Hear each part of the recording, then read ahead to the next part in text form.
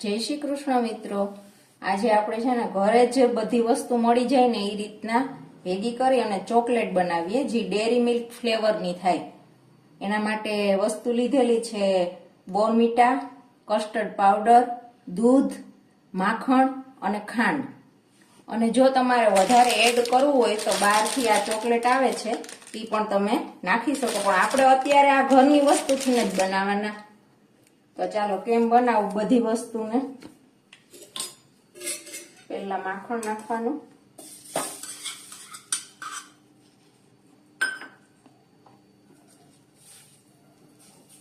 માખણ ઓગળે પછી ખાંડ નાખવાની,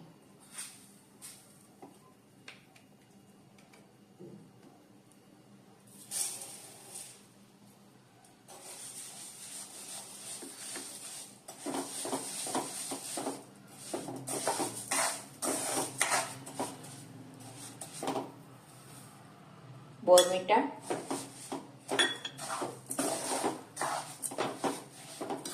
થોડીક વાર લાગશે માખણ ઓગળતા।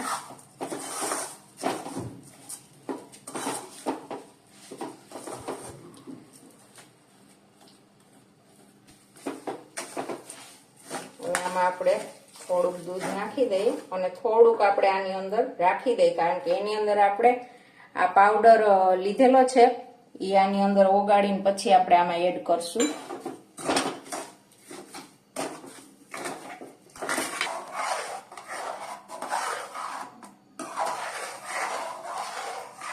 આ રીતના આપણે મિક્સ કરી લીધું। હવે આને ધીમે ધીમે આપણે હલાવ્યું। કસ્ટર્ડ પાવડર આમાં આપણે દૂધ સાથે મિક્સ કરી દીધો।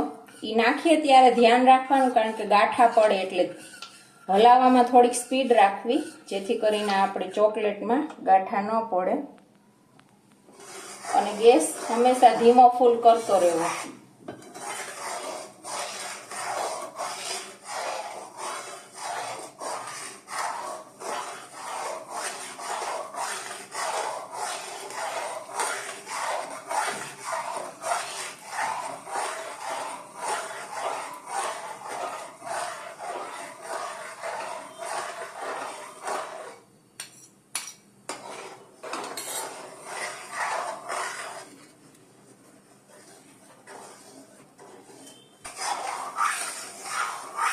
આપણે ધીમે ધીમે આવી રીતના ઘટ થાય ત્યાં સુધી આવી રીતના હલાવવાનું।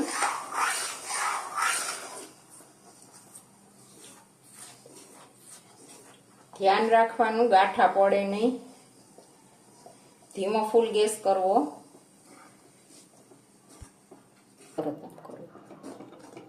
હવે જો આ ઘટ થવા માંડ્યું, ખાસ ધ્યાન રાખવું ગાંઠા ન પડે ને એનું, હલાવવામાં થોડીક સ્પીડ રાખવી।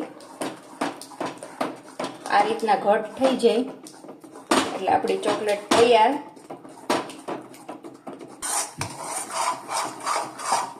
હવે આપણી ચોકલેટ બની ગઈ અને આપણે એક પ્લેટમાં કાઢી લેશું અને પછી ઠંડી થાય એટલે ફ્રીજમાં મૂકી દેવાની। અને આને તમે લાઈવ પણ ખાઈ શકો છો। તમે પણ બનાવજો કેવી બને। અને જો અમારો વિડીયો ગમ્યો હોય તો લાઈક અને શેર અને સબસ્ક્રાઇબ ચોક્કસથી કરજો। હવે આપણે આને પ્લેટમાં કાઢી લઈએ। ઠંડી થાય એટલે આપણે ફ્રીજમાં મૂકી દેવાની, પછી તમે એને ખાઈ શકો। તો આપણી ચોકલેટ તૈયાર છે, તમે પણ બનાવજો કેવી બને।